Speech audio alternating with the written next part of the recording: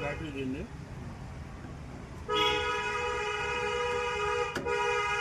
Switch అయిపోతుంది. ఈ button press చేయాలి. పెట్రోల్ పోసుకుంటాం. బ్యాటరీ పెట్టుకుని ఈ బటన్ ప్రెస్ చేసుకోవాలి. ఈ బటన్ ప్రెస్ చేసుకోవాలి. ప్రెస్ చేసుకున్న తర్వాత ఈ పక్కన చిన్న పైపు ఉంది కదా, ఈ పైపులో బుడగలు లేకుండా పైప్ ఫుల్గా ఉండాలి. పైప్ ఫుల్గా ఉండాలి. అది ఆ పైప్ ఫుల్గా ఉన్న తర్వాత 2 మోటార్లు టైట్ చేసుకున్నారు కాబట్టి ఈ వాళ్ళు ఈ పైకి కట్టేయటం హాఫ్లో ఉండాలి. ఇది కూడా ఇది యారో మార్క్ పైకి హాఫ్లో ఉండాలి. ఇక్కడ నుంచి చూడండి.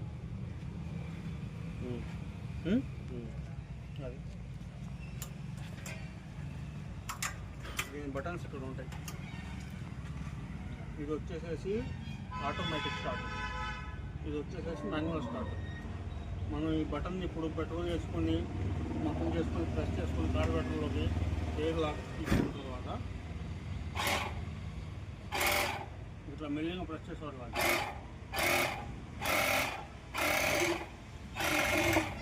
బరబర సౌండ్ వచ్చింది కదా, ఆ సౌండ్ వచ్చేదాకా మెల్లిగా ప్రెస్ చేయాలి. ఆ సౌండ్ వచ్చిన తర్వాత